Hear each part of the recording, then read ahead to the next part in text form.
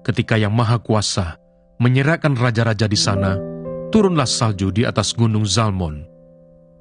Gunung Allah, gunung Basan itu, gunung yang berpuncak banyak, gunung Basan itu.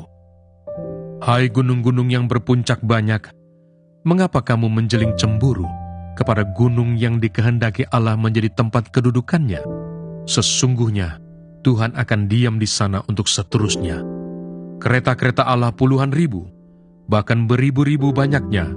Tuhan telah datang dari Sinai, masuk ke tempat kudus. Engkau telah naik ke tempat tinggi, telah membawa tawanan-tawanan. Engkau telah menerima persembahan-persembahan di antara manusia, bahkan dari pemberontak-pemberontak untuk diam di sana, ya Tuhan Allah. Terpujilah Tuhan, hari demi hari Ia menanggung bagi kita. Allah adalah keselamatan kita. Simon Petrus masih berdiri berdiam. Kata orang-orang di situ kepadanya, "Bukankah engkau juga seorang muridnya?" Ia menyangkalnya, katanya, "Bukan." Kata seorang hamba imam besar, seorang keluarga dari hamba yang telinganya dipotong Petrus, "Bukankah engkau kulihat di taman itu bersama-sama dengan dia?" Maka Petrus menyangkalnya pula, dan ketika itu berkokoklah ayam. Yesus di hadapan Pilatus. Maka mereka membawa Yesus dari Kayafas ke gedung pengadilan. Ketika itu hari masih pagi. Mereka sendiri tidak masuk ke gedung pengadilan itu, supaya jangan menajiskan diri, sebab mereka hendak makan Paskah. Sebab itu Pilatus keluar mendapatkan mereka dan berkata, "Apakah tuduhan kamu terhadap orang ini?"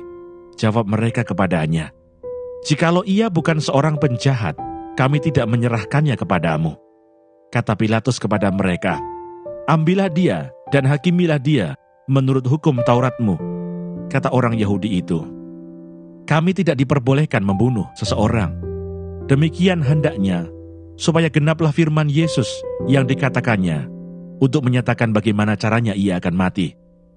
Maka kembalilah Pilatus ke dalam gedung pengadilan, lalu memanggil Yesus dan bertanya kepadanya, "Engkau inikah raja orang Yahudi?" Jawab Yesus, "Apakah engkau katakan hal itu dari hatimu sendiri? Atau adakah orang lain yang mengatakannya kepadamu tentang aku?" Kata Pilatus, "Apakah aku seorang Yahudi? Bangsamu sendiri dan imam-imam kepala yang telah menyerahkan engkau kepadaku. Apakah yang telah engkau perbuat?" Jawab Yesus, "Kerajaanku bukan dari dunia ini. Jika kerajaanku dari dunia ini, pasti hamba-hambaku telah melawan, supaya aku jangan diserahkan kepada orang Yahudi. Akan tetapi kerajaanku bukan dari sini." Maka kata Pilatus kepadanya, "Jadi engkau adalah raja?" Jawab Yesus, "Engkau mengatakannya, bahwa aku adalah raja. Untuk itulah aku lahir, dan untuk itulah aku datang ke dalam dunia ini, supaya aku memberi kesaksian tentang kebenaran. Setiap orang yang berasal dari kebenaran mendengarkan suaraku." Kata Pilatus kepadanya, "Apakah kebenaran itu?" Yesus dihukum mati. Sesudah mengatakan demikian, keluarlah Pilatus lagi mendapatkan orang-orang Yahudi dan berkata kepada mereka, "Aku tidak mendapati kesalahan apapun padanya. Tetapi pada kamu ada kebiasaan bahwa pada Paskah aku membebaskan seorang bagimu. Maukah kamu supaya aku membebaskan raja orang Yahudi bagimu?" Mereka berteriak pula, "Jangan dia, melainkan Barabas." Barabas adalah seorang penyamun. 1 Samuel pasal 24. Daud membiarkan Saul hidup. Daud pergi dari sana, lalu tinggal di kubu-kubu gunung di En-Gedi.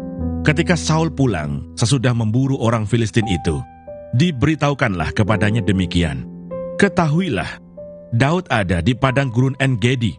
Kemudian Saul mengambil 3.000 orang yang terpilih dari seluruh orang Israel, lalu pergi mencari Daud dan orang-orangnya di gunung batu kambing hutan. Ia sampai ke kandang-kandang domba di tepi jalan. Di sana ada gua, dan Saul masuk ke dalamnya untuk membuang hajat. Tetapi Daud dan orang-orangnya duduk di bagian belakang gua itu. Lalu berkatalah orang-orangnya kepada Daud, "Telah tiba hari yang dikatakan Tuhan kepadamu, sesungguhnya aku menyerahkan musuhmu ke dalam tanganmu. maka perbuatlah kepadanya apa yang kau pandang baik. Maka Daud bangun, lalu memotong punca jubah Saul dengan diam-diam. Kemudian berdebar-debarlah hati Daud, karena ia telah memotong punca Saul. Lalu berkatalah ia kepada orang-orangnya, "Dijauhkan Tuhanlah kiranya daripadaku, untuk melakukan hal yang demikian kepada tuanku, kepada orang yang diurapi Tuhan, yakni menjamah dia, sebab dialah orang yang diurapi Tuhan." Dan Daud mencegah orang-orangnya dengan perkataan itu. Ia tidak mengizinkan mereka bangkit menyerang Saul. Sementara itu Saul telah bangun meninggalkan gua itu, hendak melanjutkan perjalanannya.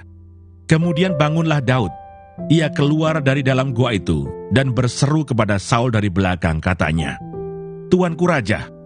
Saul menoleh ke belakang. Lalu Daud berlutut dengan mukanya ke tanah dan sujud menyembah. Lalu berkatalah Daud kepada Saul, "Mengapa engkau mendengarkan perkataan orang-orang yang mengatakan, 'Sesungguhnya Daud mengikhtiarkan celakamu'? Ketahuilah, pada hari ini matamu sendiri melihat bahwa Tuhan sekarang menyerahkan engkau ke dalam tanganku dalam gua itu. Ada orang yang telah menyuruh aku membunuh engkau. Tetapi aku merasa sayang kepadamu karena pikirku, aku tidak akan menjamah tuanku itu, sebab dialah orang yang diurapi Tuhan. Lihatlah dahulu ayahku, lihatlah kiranya punca jubahmu dalam tanganku ini.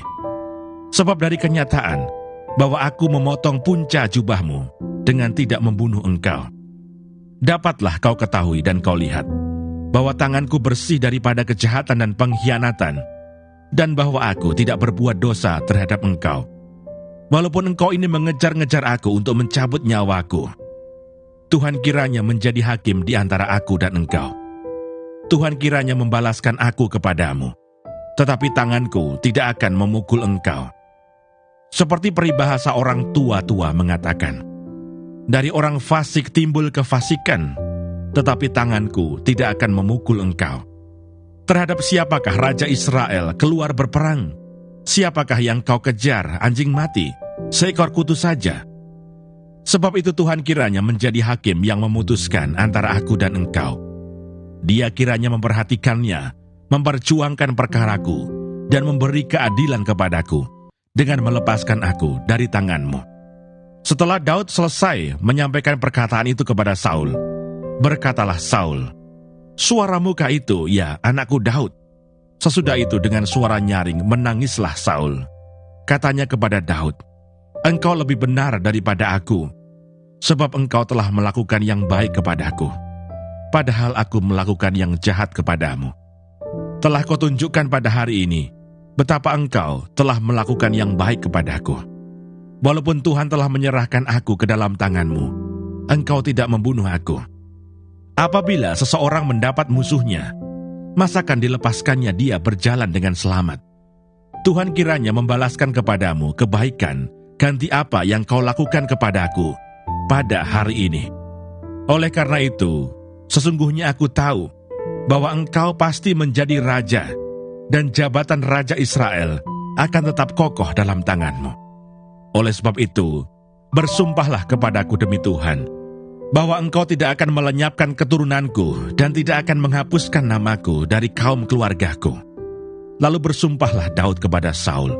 Kemudian pulanglah Saul ke rumahnya, sedang Daud dan orang-orangnya pergi ke gubuk gunung. 1 Samuel pasal 25. Kematian Samuel. Dan matilah Samuel.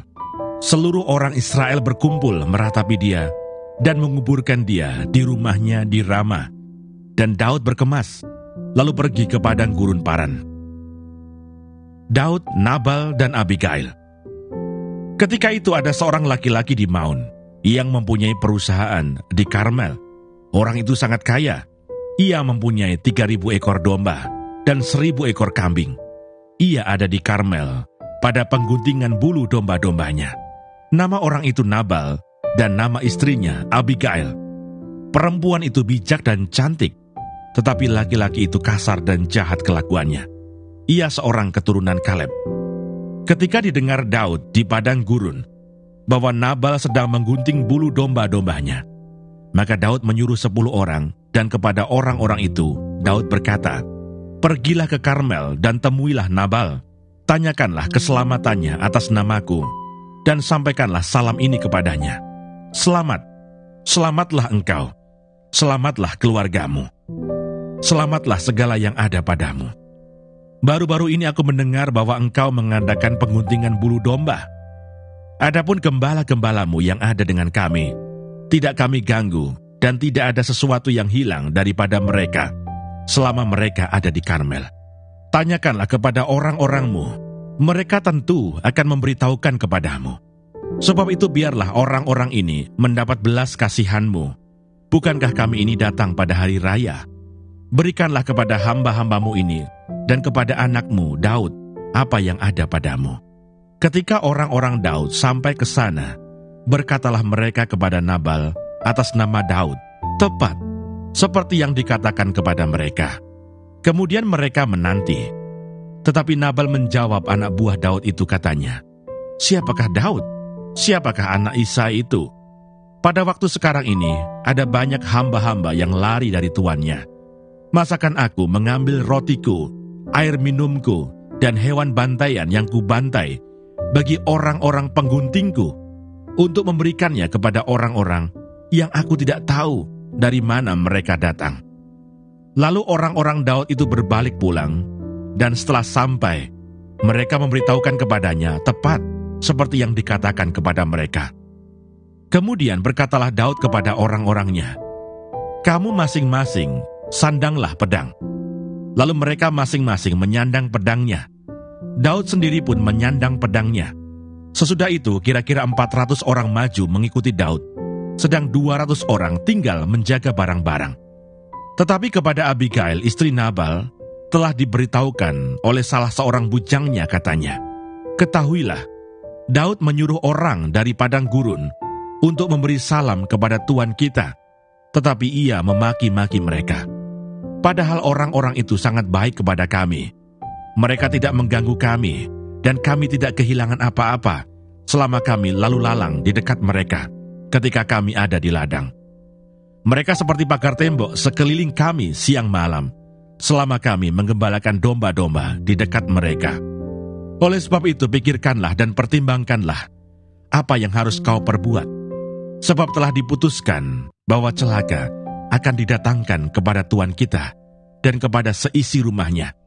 Dan ia seorang yang dursila, sehingga orang tidak dapat berbicara dengan dia." Lalu segeralah Abigail mengambil 200 roti, 2 buyung anggur, 5 domba yang telah diolah, 5 sukat bertih gandum, 100 buah kue kismis, dan 200 kue ara. Dimuatnyalah semuanya ke atas keledai, lalu berkata kepada bujang-bujangnya, "Berjalanlah mendahului aku. Aku segera menyusul kamu." Tetapi Nabal suaminya tidaklah diberitahunya. Ketika perempuan itu dengan menunggang keledainya turun dengan terlindung oleh gunung, tampaklah Daud dan orang-orangnya turun ke arahnya, dan perempuan itu bertemu dengan mereka. Daud tadinya telah berkata, "Sia-sialah aku melindungi segala kepunyaan orang ini di padang gurun, sehingga tidak ada sesuatu pun yang hilang dari segala kepunyaannya. Ia membalas kebaikanku dengan kejahatan. Beginilah kiranya Allah menghukum Daud. Bahkan lebih lagi daripada itu, jika kutinggalkan hidup sampai pagi seorang laki-laki saja pun dari semua yang ada padanya." Ketika Abigail melihat Daud, segeralah ia turun dari atas keledainya, lalu sujud menyembah di depan Daud dengan mukanya sampai ke tanah. Ia sujud pada kaki Daud serta berkata, "Aku sajalah ya Tuanku yang menanggung kesalahan itu. Izinkanlah hambamu ini berbicara kepadamu, dan dengarkanlah perkataan hambamu ini. Janganlah kiranya Tuanku mengindahkan Nabal, orang yang dursila itu. Sebab seperti namanya, demikianlah ia. Nabal namanya, dan bebal orangnya. Tetapi aku, hambamu ini, tidak melihat orang-orang yang Tuanku suruh. Oleh sebab itu, Tuanku, demi Tuhan yang hidup dan demi hidupmu yang dicegah Tuhan, daripada melakukan hutang darah, dan daripada bertindak sendiri dalam mencari keadilan. Biarlah menjadi sama seperti Nabal musuhmu dan orang yang bermaksud jahat terhadap tuanku. Oleh sebab itu, pemberian yang dibawa kepada tuanku oleh budakmu ini, biarlah diberikan kepada orang-orang yang mengikuti tuanku. Ampunilah kiranya kecerobohan hamba-Mu ini, sebab pastilah Tuhan akan membangun bagi tuanku keturunan yang teguh, karena tuanku ini melakukan perang Tuhan, dan tidak ada yang jahat terdapat padamu selama hidupmu. Jika sekiranya ada seorang bangkit mengejar engkau dan ingin mencabut nyawamu, maka nyawa tuanku akan terbungkus dalam bungkusan tempat orang-orang hidup pada Tuhan Allahmu. Tetapi nyawa para musuhmu akan diumbankannya dari dalam salang umban. Apabila Tuhan melakukan kepada tuanku sesuai dengan segala kebaikan yang difirmankannya kepadamu dan menunjuk engkau menjadi raja atas Israel, maka tak usahlah tuanku bersusah hati dan menyesal karena menumpahkan darah tanpa alasan, dan karena tuanku bertindak sendiri dalam mencari keadilan. Dan apabila Tuhan berbuat baik kepada tuanku, ingatlah kepada hamba-Mu ini. Lalu berkatalah Daud kepada Abigail, "Terpujilah Tuhan Allah Israel, yang mengutus engkau menemui aku pada hari ini. Terpujilah kebijakan-Mu, dan terpujilah engkau sendiri, bahwa engkau pada hari ini menahan aku daripada melakukan hutang darah, dan daripada bertindak sendiri dalam mencari keadilan. Tetapi demi Tuhan Allah Israel yang hidup, yang mencegah aku daripada berbuat jahat kepadamu, jika engkau tadinya tidak segera datang menemui aku, pasti tidak akan ada seorang laki-laki pun tinggal hidup pada Nabal sampai fajar menyingsing." Lalu Daud menerima dari perempuan itu apa yang dibawanya untuk dia dan berkata kepadanya, "Pulanglah dengan selamat ke rumahmu. Lihatlah, aku mendengarkan perkataanmu dan menerima permintaanmu dengan baik." Sampailah Abigail kepada Nabal, dan tampaklah Nabal mengadakan perjamuan di rumahnya, seperti perjamuan raja-raja. Nabal riang gembira dan mabuk sekali. Sebab itu, tidaklah diceritakan perempuan itu sepatah kata pun kepadanya, sampai fajar menyingsing. Tetapi pada waktu pagi, ketika sudah hilang mabuk Nabal itu, diceritakanlah kepadanya oleh istrinya segala perkara itu. Lalu terhentilah jantungnya dalam dada, dan ia membatu. Dan kira-kira 10 hari sesudah itu, Tuhan memukul Nabal, sehingga ia mati. Ketika didengar Daud bahwa Nabal telah mati, berkatalah ia, "Terpujilah Tuhan yang membela aku dalam perkara penghinaan Nabal terhadap aku, dan yang mencegah hambanya daripada berbuat jahat.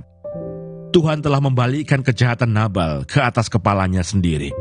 Kemudian Daud menyuruh orang untuk berbicara dengan Abigail tentang mengambil dia menjadi istrinya. Para hamba Daud datang kepada Abigail di Karmel dan berkata kepadanya demikian, "Daud menyuruh kami kepadamu untuk mengambil engkau menjadi istrinya." Lalu bangkitlah perempuan itu berdiri. Sujudlah ia menyembah dengan mukanya ke tanah sambil berkata, "Sesungguhnya hamba-Mu ini ingin menjadi budak yang membasuh kaki para hamba tuanku itu." Kemudian berkemaslah Abigail dengan segera. Ia menunggang keledainya dengan diiringi 5 orang pelayan perempuan. Ia mengikuti suruhan Daud itu dan menjadi istri Daud. Juga Ahinoam dari Yisrael telah diambil Daud menjadi istrinya. Kedua perempuan itu menjadi istrinya. Tetapi Saul telah memberikan Mikal, anaknya perempuan, istri Daud, kepada Palti bin Lais yang dari Galim itu.